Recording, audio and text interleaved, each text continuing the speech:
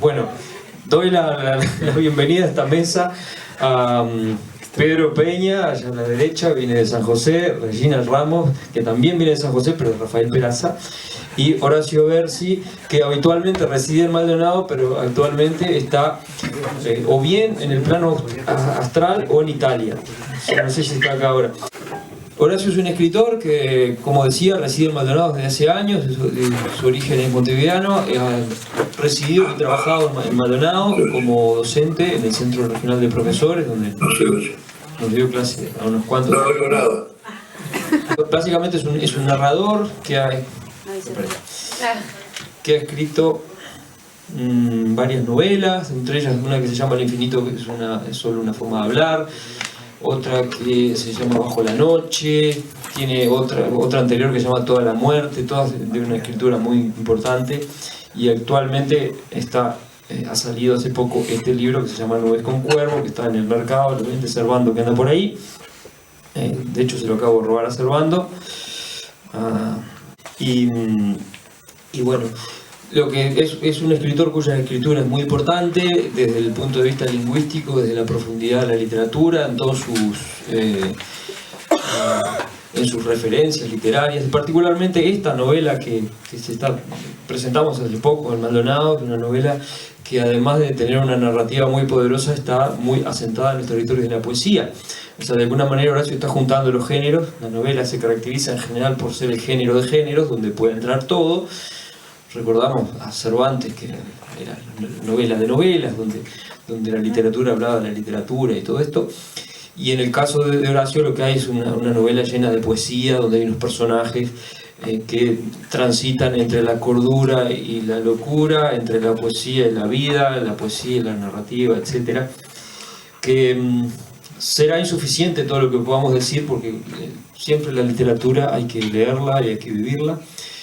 Y yo recomiendo la inmersión de esta novela, y veremos si nos podemos conectar con Horacio, que ya queda presentado. Cuando nos podamos presentar, Horacio dirá lo suyo, lo que pueda venir de allá de Italia, porque está viviendo por unos meses, por lo menos en Roma, donde, por cierto, está ambientada gran parte de esta novela.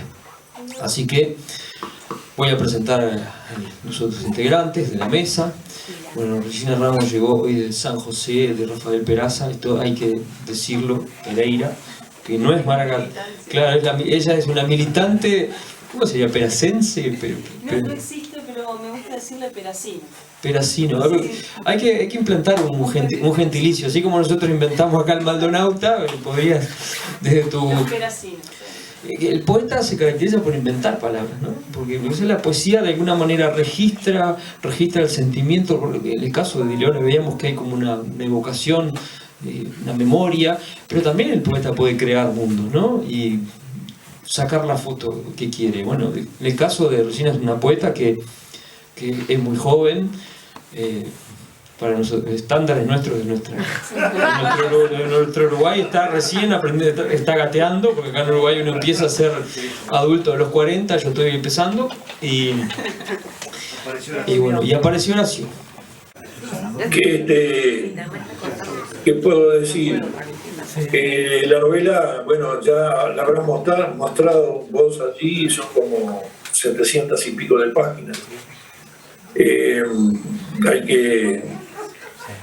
Hay que tener una gran fuerza de voluntad y de decisión para poder leerla toda y no aburrirse por la mitad del camino.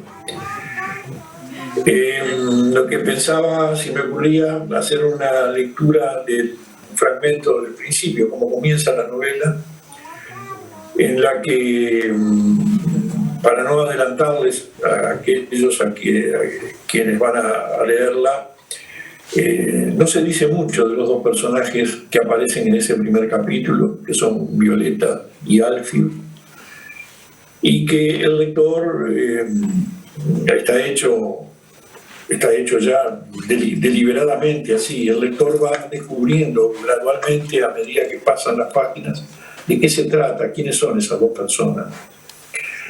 Podría adelantar algo de quiénes son, pero creo que yo aposté ya de manera exprofeso a que fuera el lector quien descubriera de qué se trata, de qué viene la cosa. Entonces se me ocurre leer un fragmento del primer capítulo. A su vez voy a obviar algunos fragmentos y bueno, para que la lectura no sea más de 8 minutos, 7 minutos, no sé. ¿Te parece bien así? Lo que voy a hacer entonces es, voy a leer un fragmento. El primer capítulo se inicia con una cita, con un epígrafe de Erik Satie. Erik Satie era un músico importante, un músico francés, que influyó mucho en Ravel, en Debussy, en Saint-Saëns. La cita dice, y que tuvo una vida complicada a pesar de ser un exquisito compositor. La cita dice, el mal puede venir tanto de abajo como de arriba.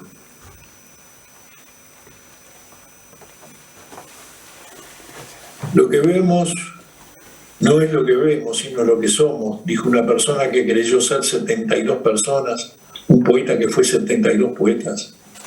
Y la verdad es la verdad, diga Agamenón o su porquero, dijo otro poeta que fue 36 poetas y que quizás se intuyó 36 hombres.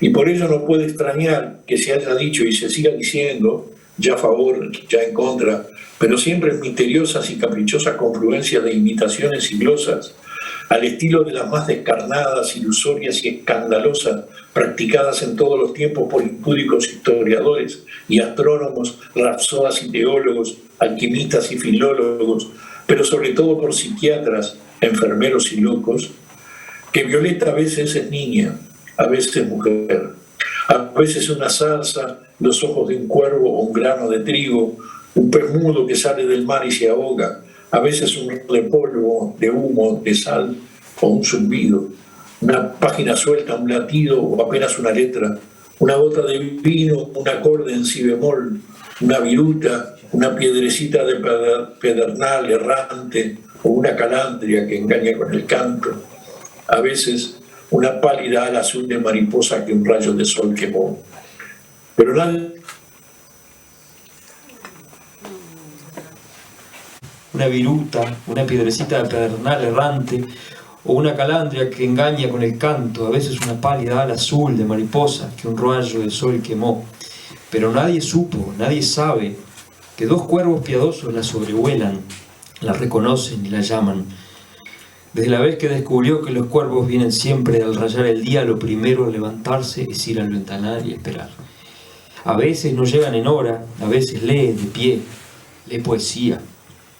La poesía que a la tarde o a la noche o en otras tardes y noches inciertas ha leído en soledad, otras pocas, al borde de la cama, junto a un hombre que la mayoría de las veces sigue durmiendo. Sostiene el libro entre las manos, contra el pecho, y un leve latido trepa de las líneas de las sienes, le corre por las venas de la frente. Y jamás una manta fue más cálida y lejana, y jamás fue más feroz el placer dentro de la carne. Un alto en la lectura, y con el alto llega la paz del silencio dentro y el silencio afuera.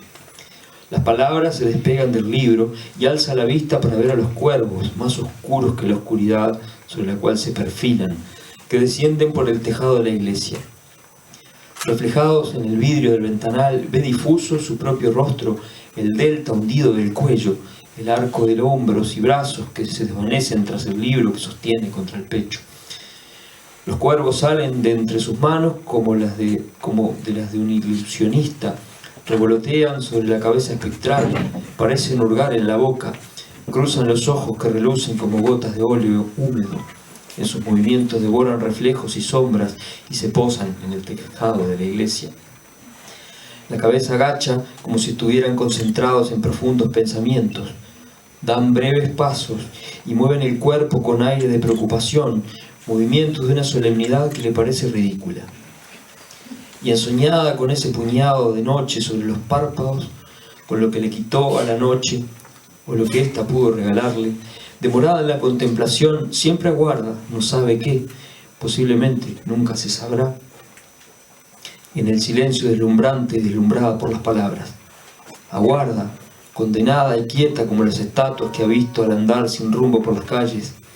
Atrapada en el silencio que parece sugerir que ese instante de la mañana es el único en que el universo hace un compás de espera y todas las cosas se detienen y no cambian, los latidos se apagan, salvo los de las mudas palabras. No se siente la respiración, no hay secuencias ni pasado. Felizmente, hasta el momento en que las siluetas aparecen. Los ojos se le iluminan, infantiles, límpidos, los recuerdos se adormecen y solo el presente es la ferocidad de la carne, extrañamente organizada para que ella, ligada a la tierra como nunca antes lo ha estado, al punto que le impulsa a dudar de que ella sea ella, porque a veces, lo ha pensado en un intervalo disminuido, se siente una niña todavía.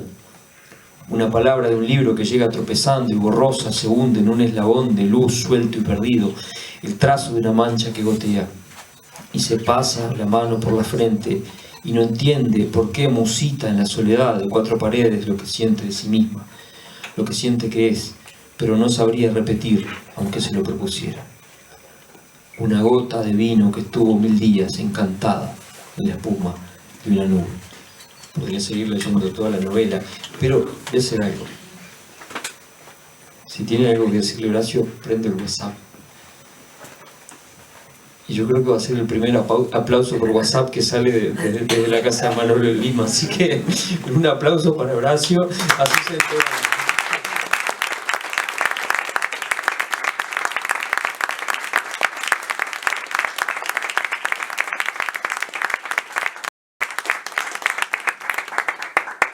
A ver, lo voy a admitir para a ver qué pasa.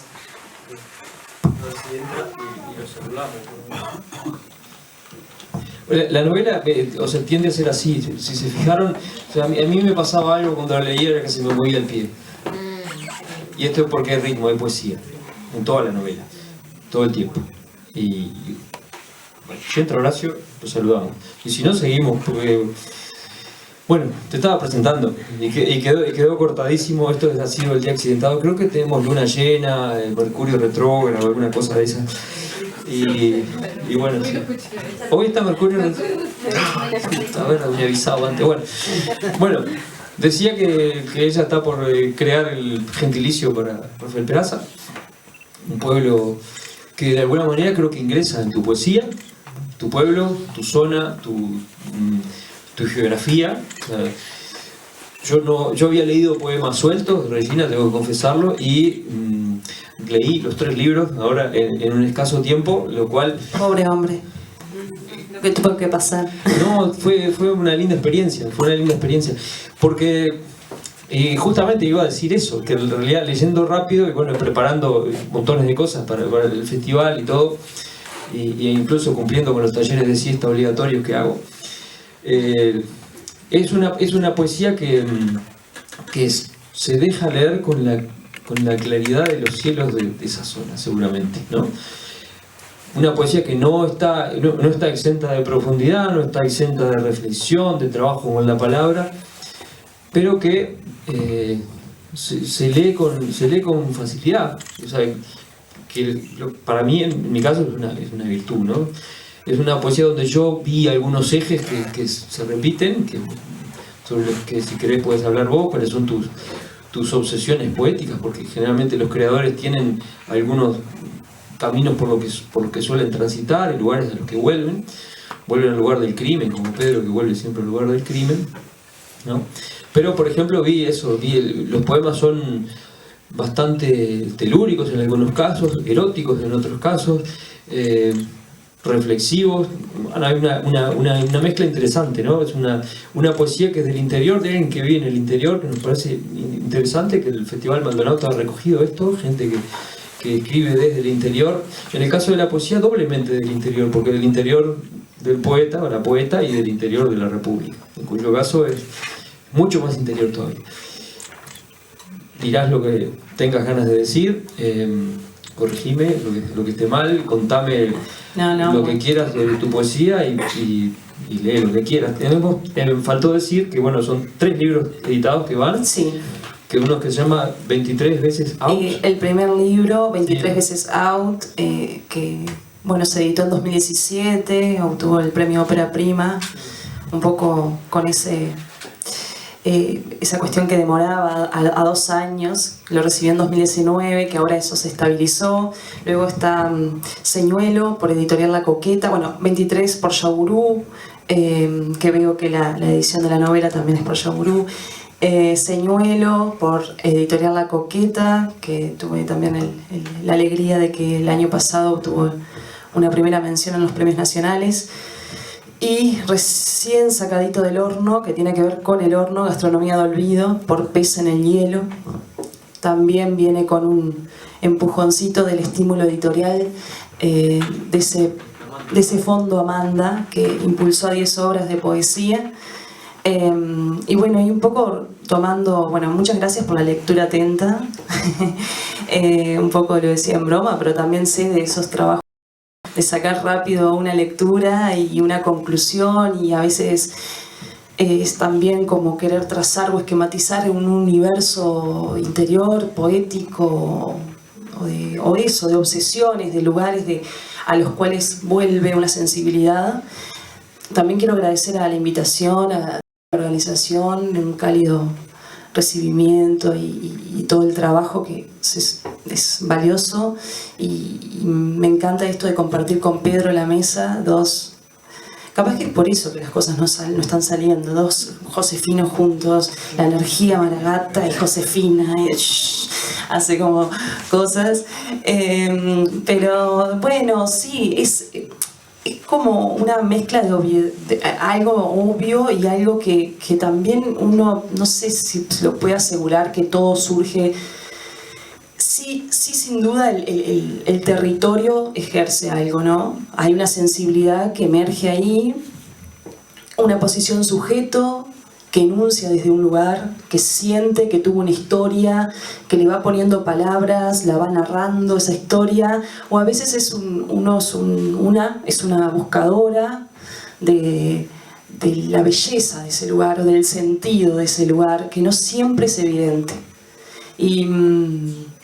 Y por más que vos mencionabas lo telúrico, y sí es verdad que el campo está presente en mi poesía, es un campo que está mutando, y es un campo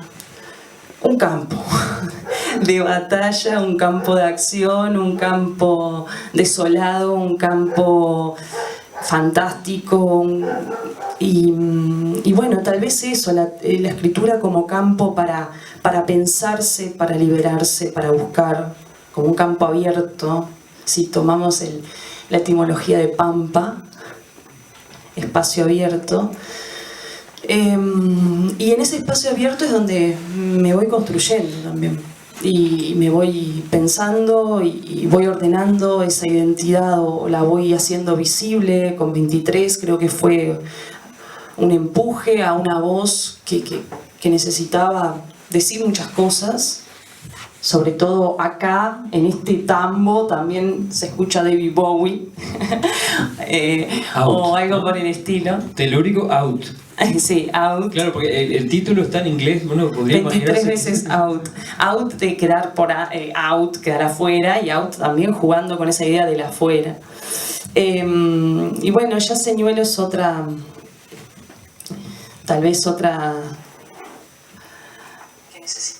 otra construcción que va como rastreando una serie de procesos. Son como plaquetas que están hilvanadas ahí a través del juego con lo que es la palabra, lo que para ese yo es la palabra, esa sensibilidad. Y bueno, y luego Gastronomía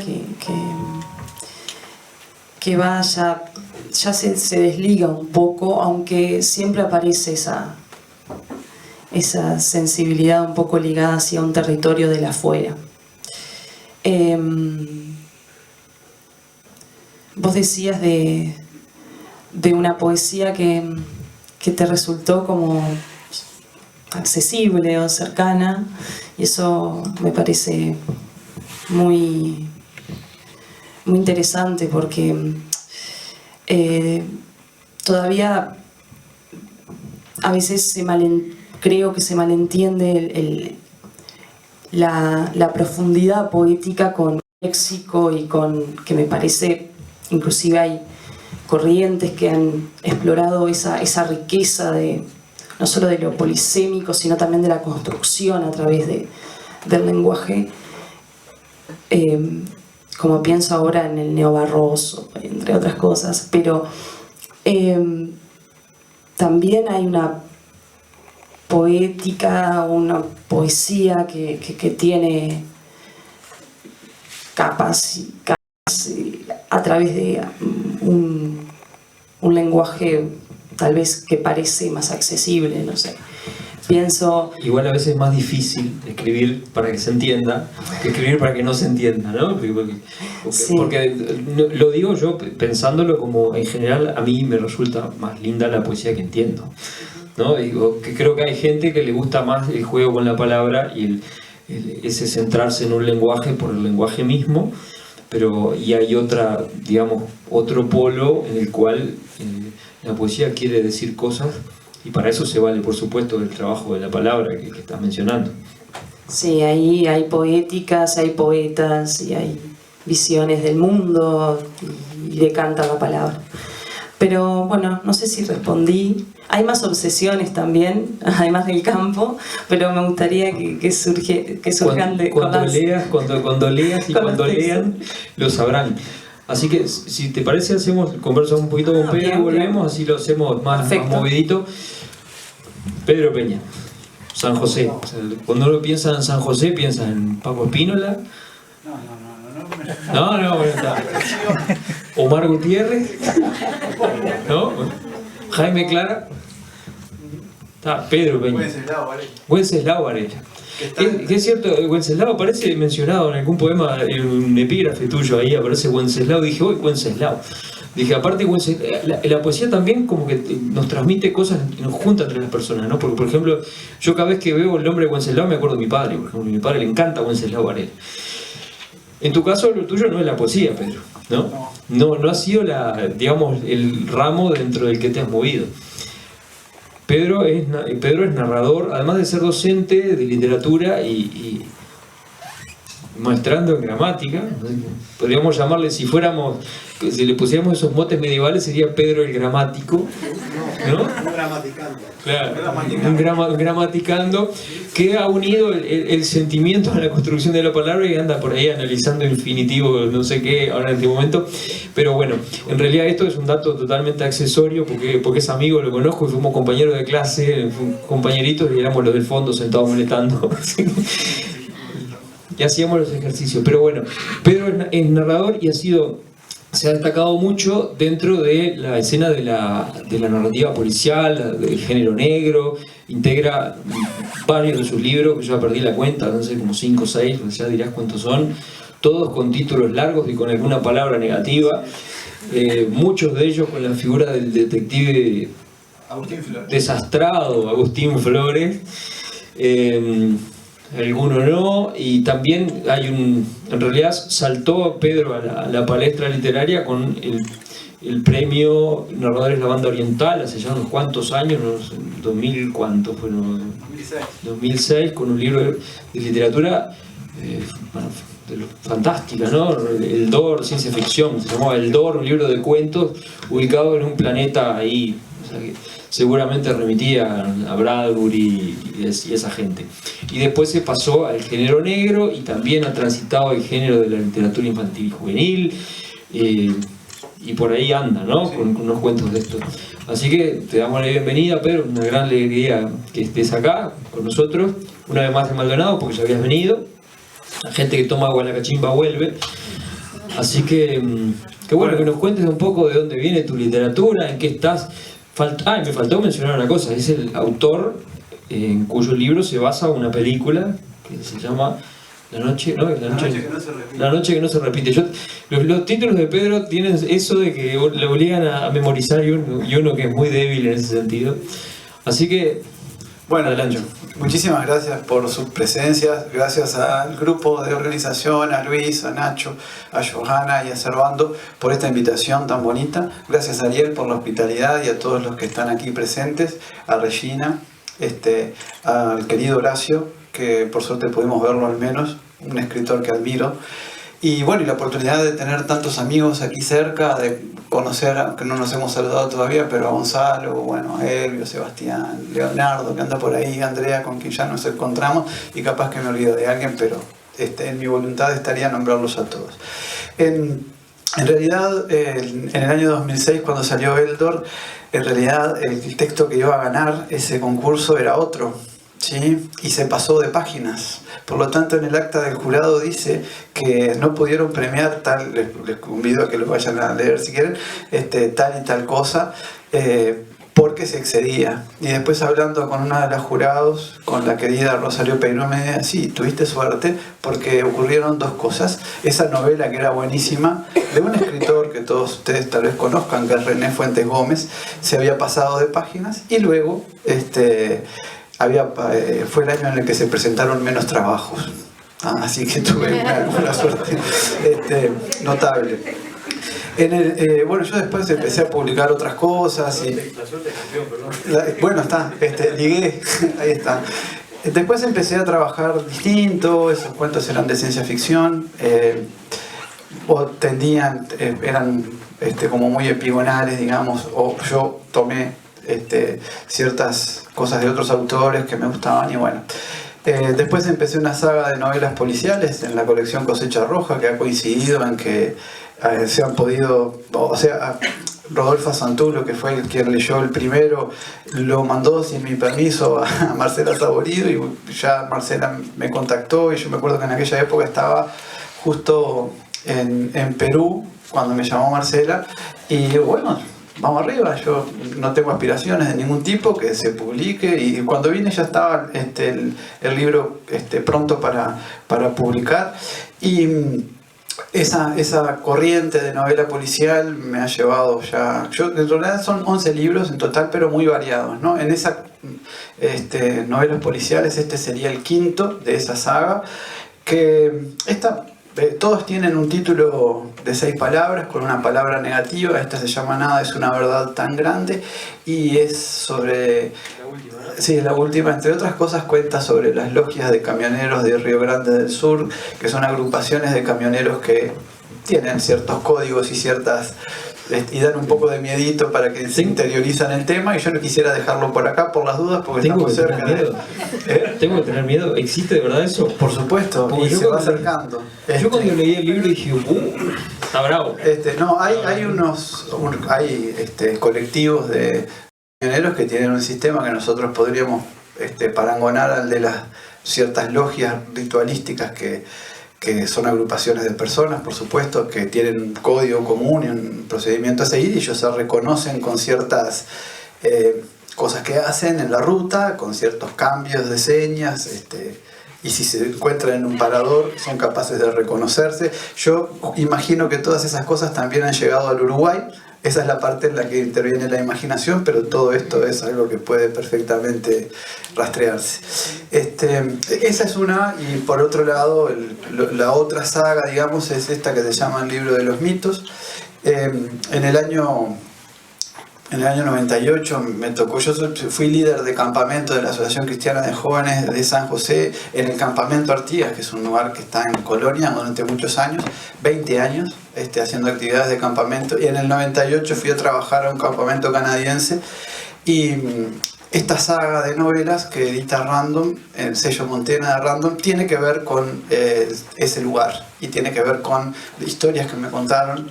Estuve en un lugar, por ejemplo, que es el lugar se llama Rat Portage, que es hoy por hoy una ciudad que se llama Kenora, pero Rat Portage es el lugar desde el que parte la expedición del cuento El Wendigo de Algernon Blackwood, que es un cuento que yo descubrí después, ¿sí?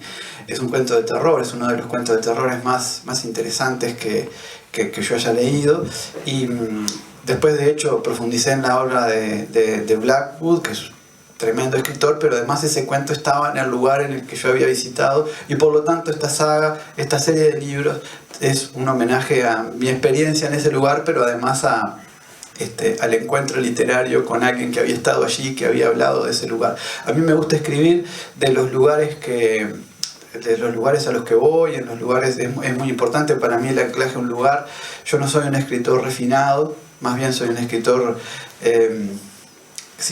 soy un escritor, me cuesta mucho incluso pensarlo, porque en realidad no vivo ni por asomo de la escritura.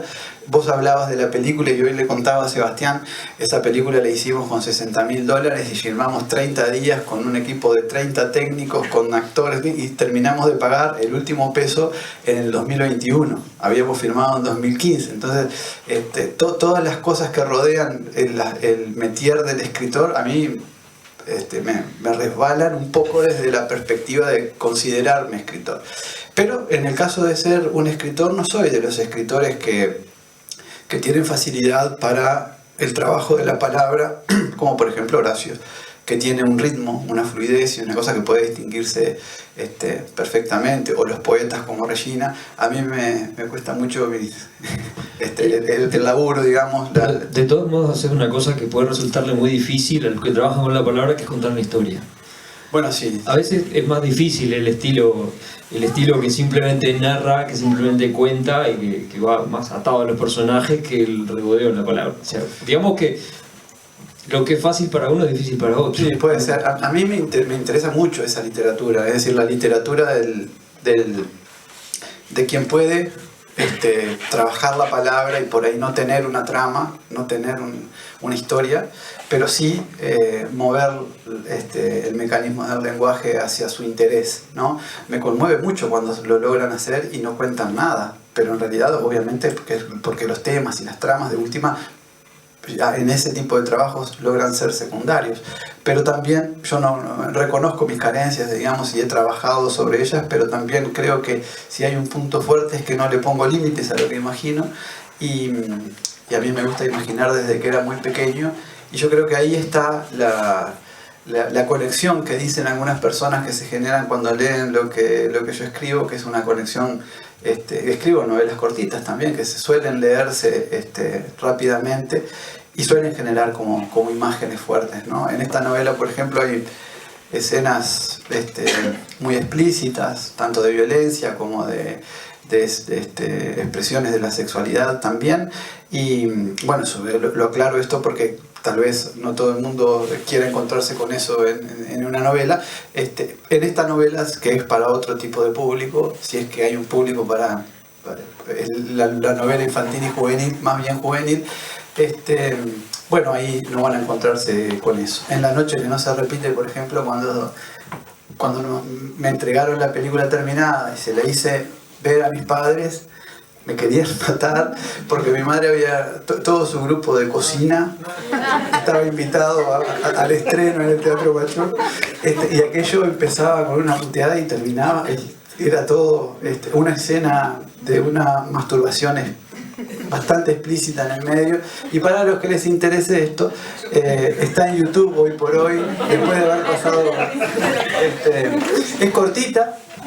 A los directores les gusta decir que por lo menos es cortita. No, pero es muy ágil, está buena la película, ¿no? Sí. ¿Sabes de qué no hablaste? No hablaste de Mito, ¿no? No. Mito es un libro que está interesante porque de alguna manera es una pintura de algunos personajes reales. El Dios Verde andaba por ahí. Sí, ahí me pasó una cosa rarísima con Mito, que yo creo que agarré también a un jurado un poco en falsa escuadra, porque armaron en la Fundación María Chacos, que es una fundación muy seria, armaron un concurso literario y pidieron cuentos sobre personajes griegos. Entonces yo digo, bueno, voy a hacer un cuento sobre Aquiles, total. Y Quirón, ya que estamos, del maestro y el discípulo, y lo mandé. Y por allá me pagaron como 15.000 pesos por un cuento en el año 2010. O sea, estamos hablando de una cosa hazañosa. Conocí a Elisa Encina ahí en ese lugar, y bueno, ahí se generó, me invitaron a una ceremonia muy protocolar en esa fundación también. la verdad que es un libro que ese cuento fue el germen de otros que vinieron después con temas mitológicos, digamos que es una cosa que me interesa, ¿no? Pero bueno, sí, es un cuento, es un libro raro. Yo sospecho que escribís bien, Pedro. Yo no lamento desmentirte, pero me parece, No, lo que me pasa parece es que escribís bien. Yo creo A mí, yo lo no que me veo- crean porque es amigo el tipo, pero... Creo que me da tanto trabajo y me agarro tanta calentura que en realidad hoy cuando venía en el ómnibus que venía corrigiendo cosas y a ver qué podía leer, decía, bueno, pero qué burrada esto y qué esto otro y acá qué quise decir y esta temporalidad. Entonces yo reconozco que lo que otras personas fácilmente tienen incorporado a mí me cuesta. El otro día, mira, si te sirve de consuelo, Inés Gortagaray decía que cuando ella sentía que fluía y todo eso, cuando escribe guiones de cine o de lo que sea, guiones cinematográficos, le salen fácil. Pero dice que cuando ve que se está trancando, dice es literatura. Sí, sí. O sea, la literatura es eso que tranca. Más trancado. Es eso que tranca. Así que, si tenés algo más para decir, lo decís No, ahora. perfecto. O callás hasta dentro de un rato, así podemos escuchar las No, lecturas. decirles que la película está en YouTube, la pueden ver gratuitamente y se llama así y no se asusten y no hay reclamo. Y ya se evitan leer el libro y todo eso. O comparan el libro con la película, ¿no? Ahí está. Clásico ejercicio con alumnos. Cuando leen el libro y la película, ¿qué te gustó más, el libro o la película? Esta no lo pueden te ver dice- menores de 18. Claro. Y termino con esto, y los gurises te dicen, no, el libro, dice, porque está como más redactado, te dicen. Sí, claro, está redactado. Regina. Déjame una cosita más, porque como está Regina aquí, nosotros no tenemos una foto juntos, Regina, a pesar de estar en San José, no sé si nos habremos sacado una vez. Yo admiro el trabajo de Regina. Allá está el fotógrafo. Ahí quedó registrado. Gracias, hermano. Nosotros tampoco tenemos casi fotos juntos. No, claro. Te felicito, Regina, no sé si te lo había dicho en público alguna vez, pero admiro tu trabajo. Así que es tu momento de mostrarlo. Que no te preguntó por la territorialidad, pero esa película está muy presente, San José sí que lo está, entonces cualquier maragato, josefino, va a reconocer gran parte de sus narrativas personales también, porque si mal no recuerdo, esa película comienza con una escena en el mítico Salón Pérez Virriel, que están la mayoría de las historias de amoríos de nuestros padres, de nuestros tíos, de nuestra abuela, ¿no? Llega, bueno, gracias Pedro. Comparto entonces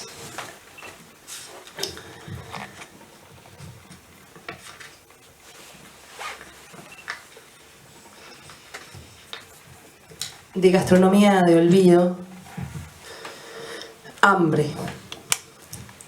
La pizarnik es una pajarraca de plumas azules y pico de tinta, raíz zaguera pueblerina en Times New Roman 12, que puso sobre la mesa la receta llamándola Escorial.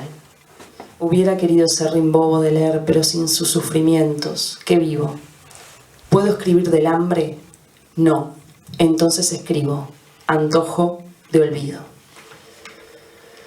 Faena. Orégano, sal, cuchillas. Todo quedaba previsto desde el día anterior. Los ajos se bañaban en el vino como dientes remojados para sonreír en la libación. A veces el chillido impresionaba a la memoria somnolienta y a mi fantasía que escuchaba desde la cama. Los cuerpos jamás impresionaban, por el contrario, eran curiosas transiciones.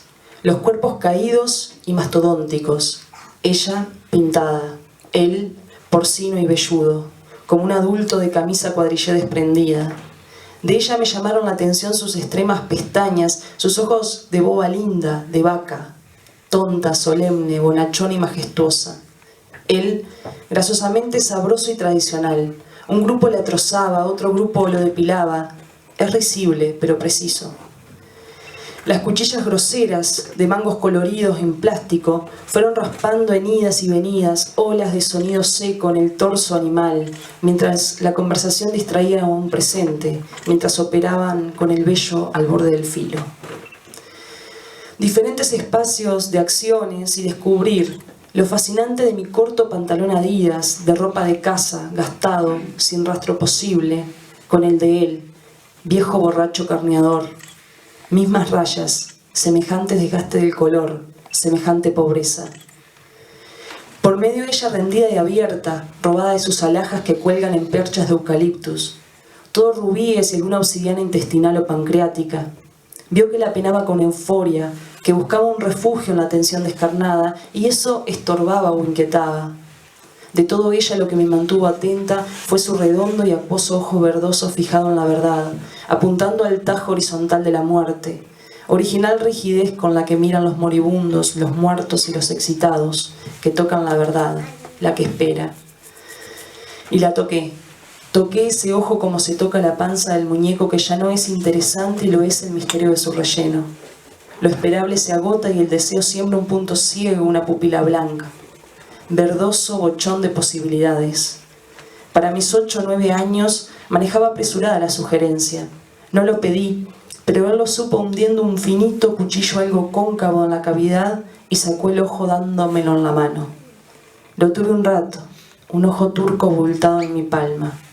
Corría con la novedad como impulsada por una energía nueva en mi poder, como la de cualquier juguete nuevo. La visión, por más reveladora, tiene que ajustarse a la practicidad de la vida. Todos trabajaban, yo visionaba en la gelatina. El ojo en la mano, la captatio carneada. Probar el arte de la unión en la parrilla del segundo día.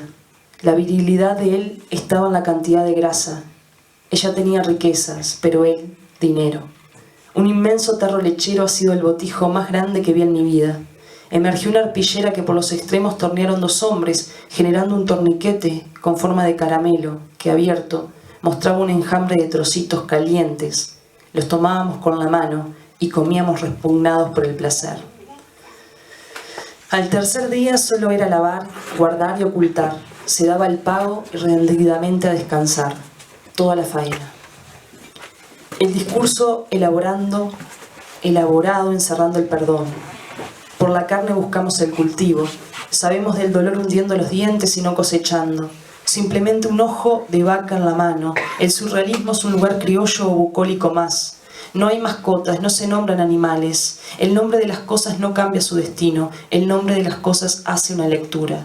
Mejor nombremos y la verdad estará siempre dispuesta. Senté la belleza en mis rodillas y le expliqué. A pesar de que te esmeres, a pesar de que confundas y logres dirigir las más cuidadas intenciones, en el fondo serás la boba y ella la carne de mi poesía.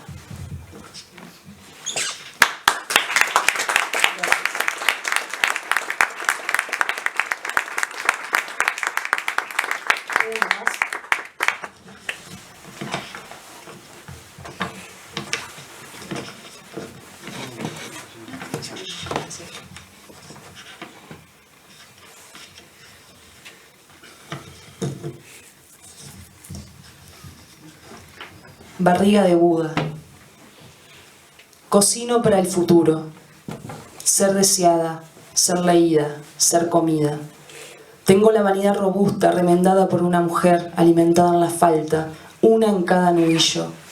El cuerpo enseñado a boca, a consuelo del espejo rígido, grueso no dicho, de un hijo nieto o de un verbo sin conjugar. Crecer.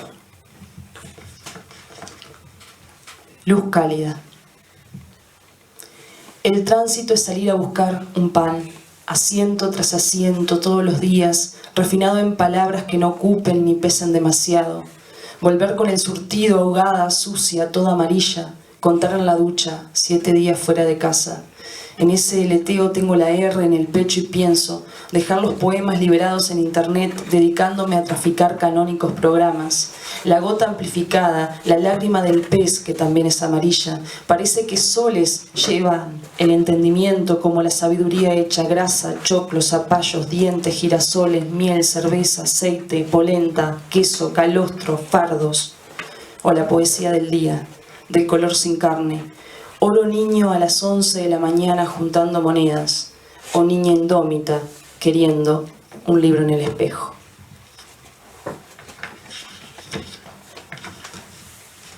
Migas. Tomar recuerdos. En la certeza se concentra un sabor, no la apetencia. Todo desecho es intento, galaxia o añicos. limpiamos para volver a ser, y así lo único constante es el hambre.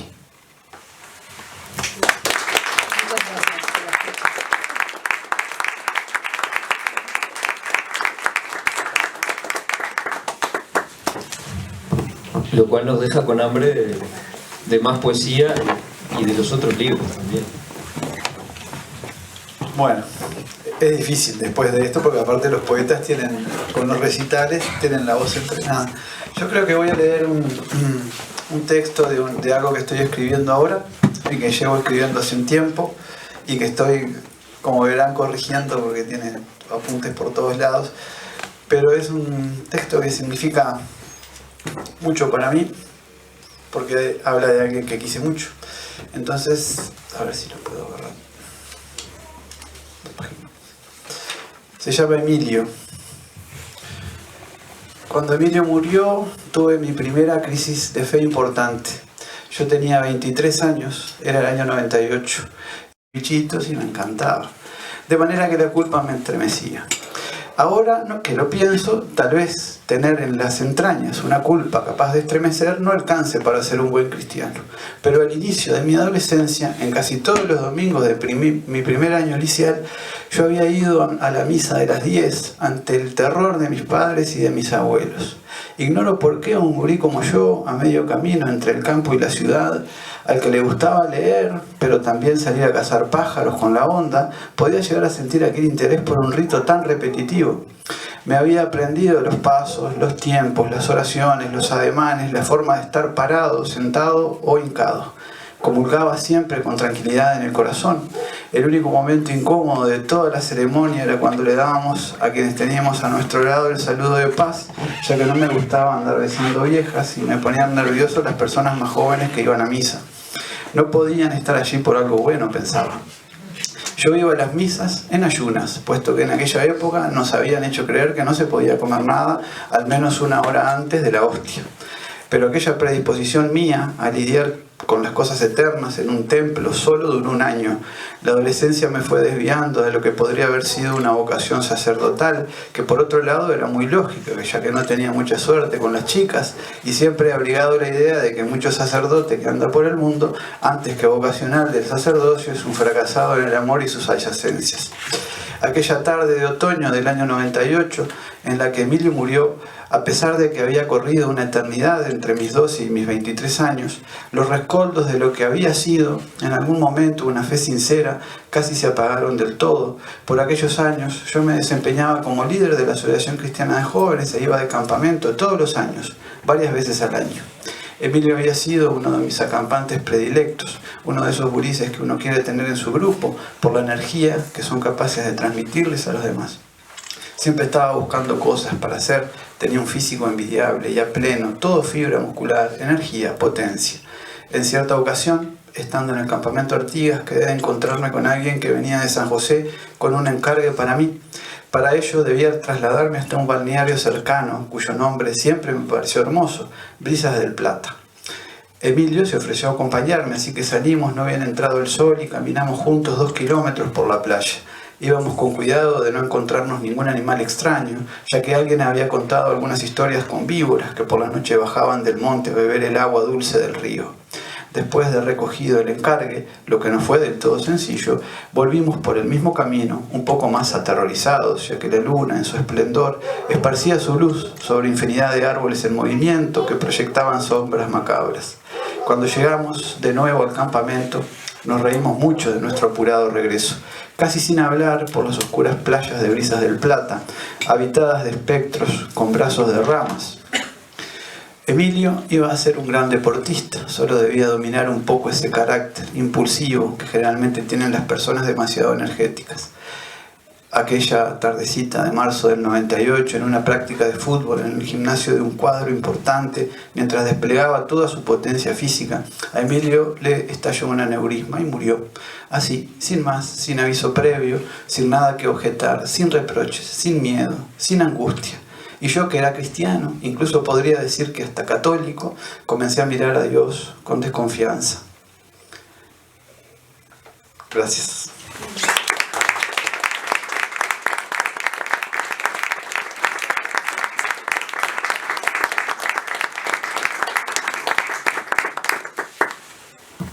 bueno, creo que más o menos tendríamos que ir dando por cerrado y si los autores tienen ganas de decir algo más, comentar alguna otra cosa, si querés leer algún texto más, o lo que sea, podemos tomar 2 o 3 minutitos.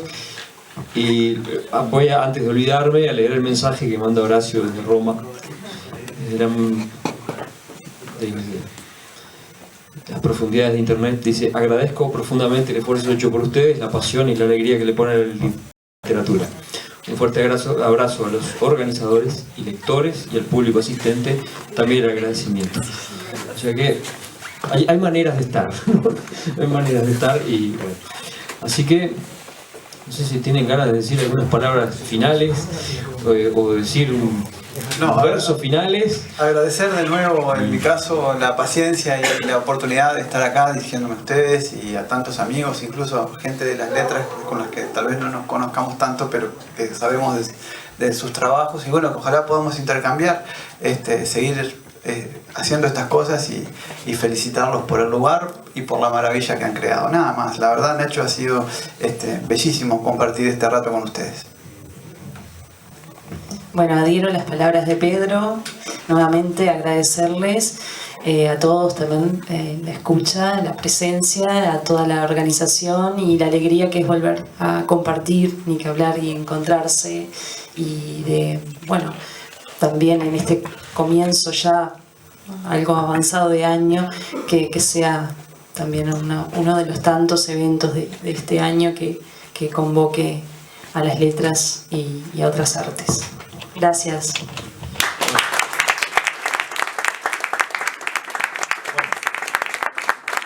Agradecemos a todo el mundo, como decían ellos, la atenta escucha y la paciencia frente a la tecnología, que jugó una mala pasada, como suele suceder.